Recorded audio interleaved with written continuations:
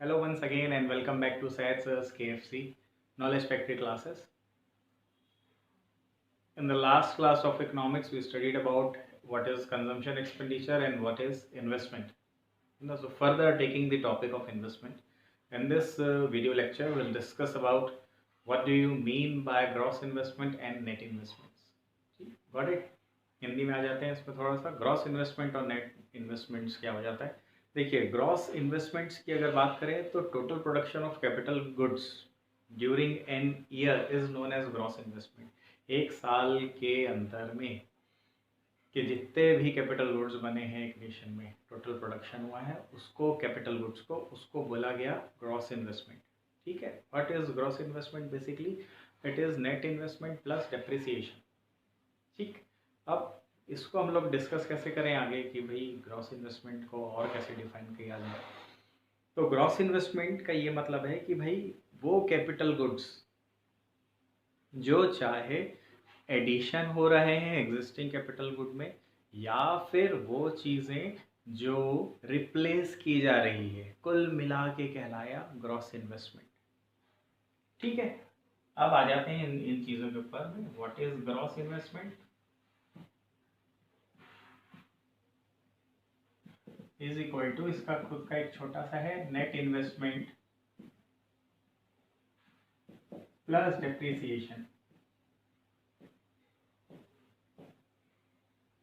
ठीक है, now what is depreciation? Depreciation मतलब ये होता है कि मैं जब अपनी एग्जिस्टिंग मशीनरी को छोड़ के एक नई मशीन लेके आ रहा हूँ और एग्जिस्टिंग मशीनरी मैंने किनारे रख दी, उसको बोला गया डेप्रिसिएशन। क्यों? क्योंकि वॉर्न आउट हो गई है ना, नॉर्मल वेयर एंड टीयर हो गया, आप टेक्नोलॉजी रिप्लेसमेंट हो गया, इन सब चीज़ों से डेप्रिसिएशन होता है। तो आप नई मशीन लेके आते हो और आप पुरानी मशीन को क्या कर देते हो, है ना, नई मशीन से रिप्लेस कर देते हो। That is known as depreciation. तो depreciation is also known as replacement. ठीक है, what is net investment? Net investment मतलब एडिशन टू एग्जिस्टिंग स्टॉक। तो इसका क्या मतलब हुआ? एडिशन।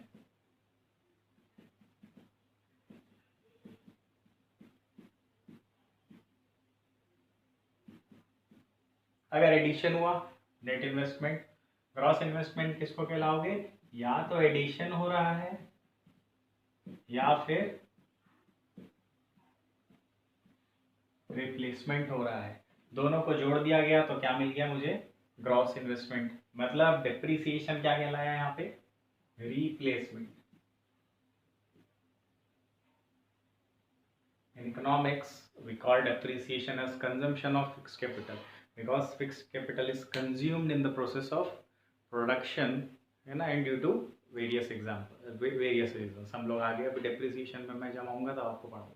आपको समझ में आया ग्रॉस इन्वेस्टमेंट और नेट इन्वेस्टमेंट क्या होता है? नेट मीन्स नेट इन्वेस्टमेंट क्या होगा?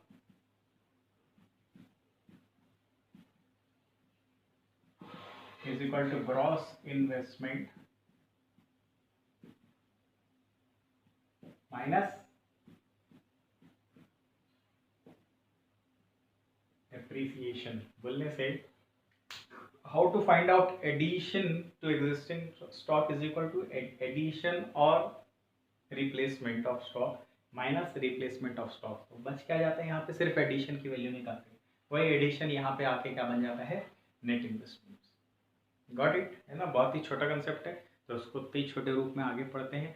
इसके बाद में हम लोग अगर आगे चले जाए कि लोग नेट इन्वेस्टमेंट्स क्यों करते हैं, तो नेट इन्वेस्टमेंट क्यों किया जाता है? क्योंकि आप जैसी नई मशीनरी लगाते हो, ठीक है, what you expertise into efficiency, तो आपकी एफिशिएंसी बढ़ जाती है, आप लेबर्स को काफ़ी अच्छा इस्तेमाल करते हो, आप रिसोर्सेज कम वेस्ट करना चालू कर देते हो, तो आपका कहीं ना कहीं प्रोडक्शन ज़्यादा हो जाता है। प्रोडक्शन ज़्यादा हो जाता है तो जीडीपी ज़्यादा हो जाता है, जीडीपी ज़्यादा हो जाता है तो देश के लिए बेनिफिट है। और प्रोड्यूसर्स भी जो रहते हैं वो लोग प्रॉफिट कमाना अर्न करना चालू कर देते हैं, क्योंकि मिनिमम कॉस्ट पे आपका मैक्सिमम आउटपुट निकलना चालू हो जाता है ड्यू टू एफिशिएंसी। इसलिए नेट इन्वेस्टमेंट किया जाता है। ठीक, तो हम लोग नेट इन्वेस्टमेंट्स के आगे अगर बढ़ते हैं तो यहाँ पे एक वर्ड आया था डेप्रिसिएशन, तो उसी को हम लोग आगे चलाएंगे कि what do you mean by depreciation.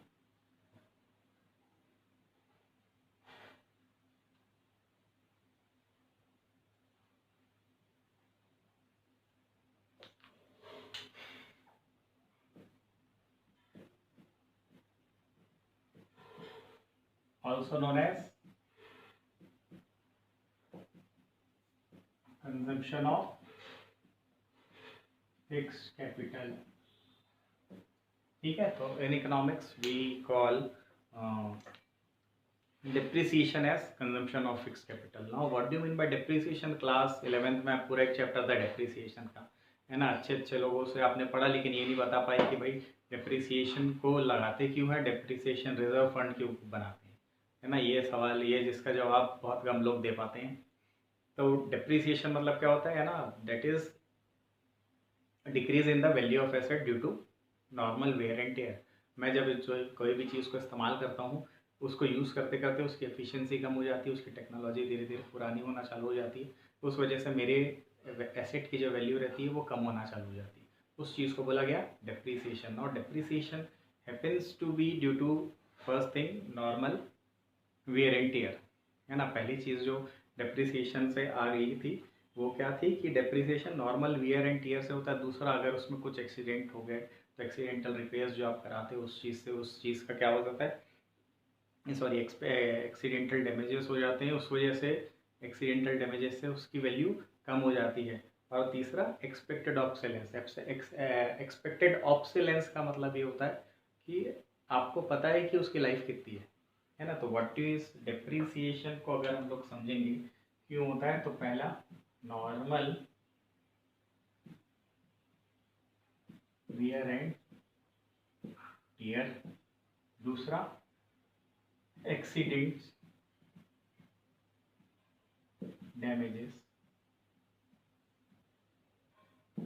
और तीसरा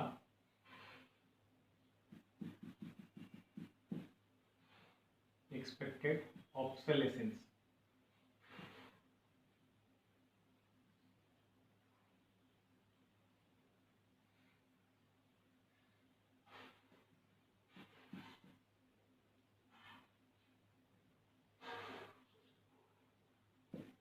ठीक है, ऑब्सोलेसेंस, इसकी स्पेलिंग आप थोड़ा सा ध्यान से लिखिएगा, मैं भी अभी देख के लिखा हूँ। ठीक है, तो यहाँ पे एक डिप्रिसिएशन जो होता है वो नॉर्मल वेयर एंड टियर से होता है, एक्सीडेंटल डैमेजेस से होता है, और एक्सपेक्टेड ऑब्सोलेसेंस से होता है। एक्सपेक्टेड ऑब्सोलेसेंस, जैसे फॉर एग्जांपल एक मशीन थी, वो 5 साल चलने वाली है, आपको मालूम है कि 5 साल बाद वो रिप्लेस करी जा रही है, उसकी जो वैल्यू हो जाएगी वो नील हो जाएगी। तो क्योंकि लाइफ 5 ईयर्स की है, तो आपने कितने भी की भी खरीदी होगी, फॉर एग्जाम्पल 20,000 की खरीदी, तो 20,000 अपॉन 5 कितना डिप्रिसिएशन है साल भर का, 4,000 रुपये। आप 4,000 रुपये क्या करते हो, उसकी वैल्यू को साल भर में डिवैल्यूएट करना चालू कर देते हो, और 5 साल बाद उसकी जो वैल्यू रहती है वो नील हो जाती है। और फिर आप क्या करते हो, उसको, है ना, सेल आउट करके स्क्रैप वैल्यू के बेसिस पे आप फिर नई टेक्नोलॉजी या नई मशीन लेते हो उसके बदले में। ये जो नई मशीन ले रहे हो ना, ये वंस अगेन नेट इन्वेस्टमेंट कहलाएगी, है ना, क्योंकि आप क्या है, सॉरी, ग्रॉस इन्वेस्टमेंट कहलाएगी, आप रिप्लेस कर रहे हो। तो डेप्रिसिएशन के थ्रू आपने नई मशीन ली है, तो वो रिप्लेसमेंट कहलाएगा, ना कि value addition, new addition to existing stock कहलाएगा।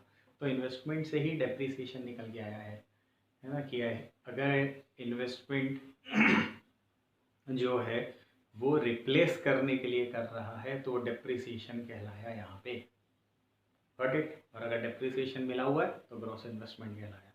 क्लियर। इसके हम लोग अगर आगे बढ़ते हैं तो आगे हम लोग ये देखेंगे कि कंजम्पशन ऑफ फिक्स कैपिटल, ये हम लोग डेप्रिसिएशन फंड क्यों बनाते हैं।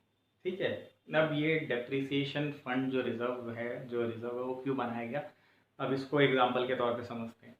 एक मशीन थी फॉर एग्जांपल 10 लाख रुपीज़ की, है ना, 10 लाख रुपए की एक मशीनरी थी, 10 साल चलती, तो साल भर में आप कितना डेप्रिसिएशन लगाए उस पर, 10 लाख डिवाइडेड बाई 10 कितना हुआ, 1 lakh rupees.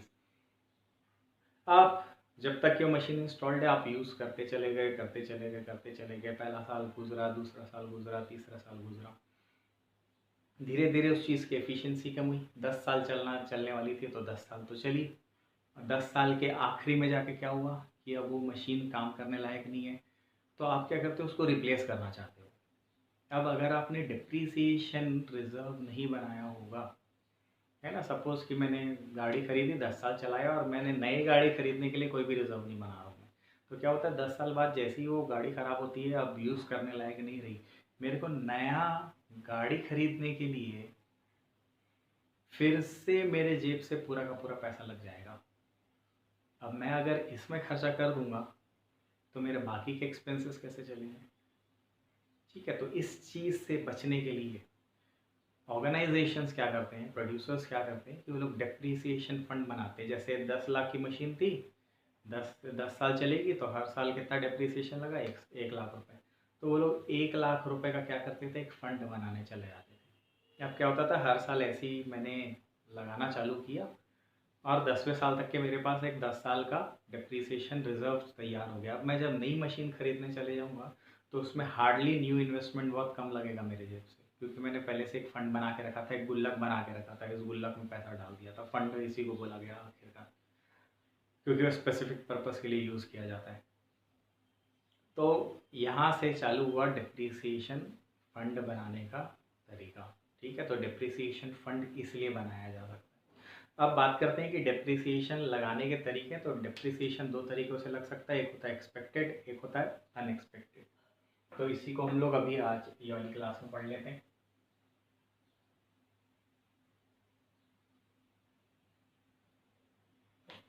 Now causes of depreciation की अगर बात करें तो दो तरीके हैं, एक होता है एक्सपेक्टेड, एक होता है अनएक्सपेक्टेड। ठीक है, ऑब्सोलेसेंस।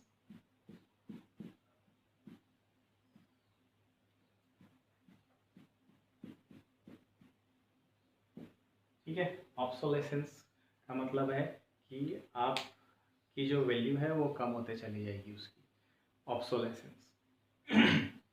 एक्सपेक्टेड क्या होता है, due to change in technology, due to change in consumers demand, है ना। क्योंकि एक्सपेक्टेड ऑब्सोलेसेंस क्यों होता है, क्योंकि टेक्नोलॉजी में चेंज आ रहा है। ठीक है, दूसरा चेंज इन डिमांड हो रही है। बेसिकली दो ही रीजन है, change in technology, how come, है ना। बिफोर 10 ईयर्स फ्रॉम नाउ, आज से 10-12 साल पहले अगर टेक्नोलॉजी की बात करें तो पहले बार फोन्स आते थे, है ना, जिसमें कीपैड लगा हुआ था, तो टेक्नोलॉजी अलग थी।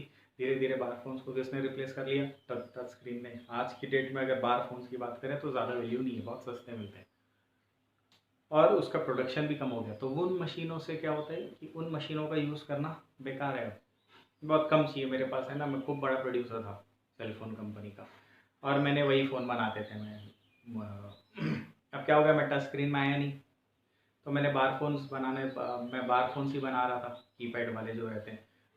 मेरे पास जितनी मशीनें थी, अचानक से टेक्नोलॉजी चेंज हुई, क्या हो गया, मेरी मशीनें कोई काम की नहीं रह गई। तो वो होता है एक्सपेक्टेड ऑब्सोलेसेंस।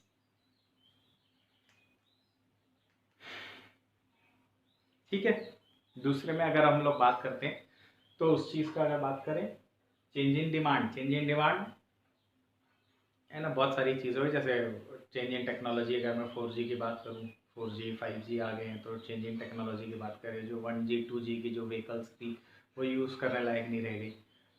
वैसे ही चेंज इन डिमांड होता है ना। हम लोग बार फ़ोन का ही अगर एग्जांपल ले, सेम गोज़ कि अगर आज की तारीख में बार फ़ोन की अगर डिमांड देखें तो कितना डिमांड है, बहुत कम डिमांड है ना। बेसिकली सीनियर लोग यूज़ करते हैं, जो लोग टच स्क्रीन से अभी तक के यूज़र फ्रेंडली नहीं हो पाए हैं, तो वो लोग बार फोन्स का इस्तेमाल करते हैं। हम लोग बार फोन का इस्तेमाल करते हैं क्या, नहीं, तो हम लोग टच स्क्रीन का इस्तेमाल करते हैं। That is change in demand.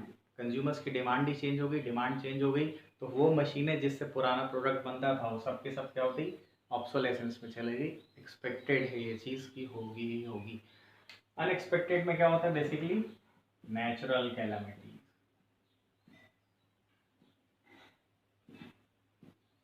ठीक है, नेचुरल कैलामिटीज बोलने से क्या होता है, बाढ़ आ गई, मशीनें खराब हो गई अचानक भयानक, है ना, तो भीग गई बाढ़ों में, तो मशीन हो गई खराब। तो इस वजह से क्या होता है कि एक्सपेक्टेड ऑब्सोलेसेंस हो गया।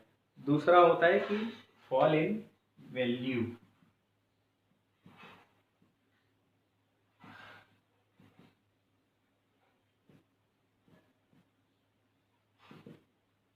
Fall in market value of assets, ऐसी चीज़ें जो मार्केट में अगर नई नई आती है तो काफ़ी महंगी रहती है, अचानक से ना उनकी कीमतों में गिरावट हो गया। ठीक है, ऐसे बहुत सारे एग्जांपल्स मार्केट में चलते रहते हैं कि जैसे, है ना, मैं अब फॉर एग्जांपल मैं कार चलाने का सोच रहा था और मैं उससे सर्विस देता पिक एंड ड्रॉप की लोगों को। अब मैंने जब कार खरीदा था 10 लाख रुपए की थी, है ना, और अचानक से प्रोड्यूसर जो था उसने उसका रेट गिरा दिया, तो क्या हो गया, इससे मेरे को सबसे ज़्यादा नुकसान हुआ। तो मैं प्रोड्यूसर्स भी था, है ना, मैं सर्विसेज बनाने वाला था उस चीज़ से। तो मैं सर्विसेज बनाते बनाते मेरे को अचानक से लॉस हो गया, तो मेरे लिए तो ये कैपिटल लॉस है। तो व्हाट हैपेंड, एक्सपेक्टेड ऑब्सोलेसेंस से हमेशा कैपिटल लॉस आता है। ठीक है, तो ध्यान रखिएगा। ये डिप्रिसिएशन के नाम पे इतना ही था कि डिप्रिसिएशन क्यों होता है, क्या होता है, डिप्रिसिएशन रिजर्व क्यों बनाते हैं, और डिप्रिसिएशन लगने के रीजंस क्या क्या थे, एक्सपेक्टेड और अनएक्सपेक्टेड थे। तो आज की क्लास में बस इतना ही है ना। नेक्स्ट क्लास में हम लोग चालू करेंगे स्टॉक और फ्लो और सर्कुलर फ्लो ऑफ इनकम से, है ना। So do keep watching my videos, है ना, share my videos to your friend circles, और सब्सक्राइब कर लीजिएगा अगर अभी तक के नहीं किए हैं तो। ठीक है, थैंक यू।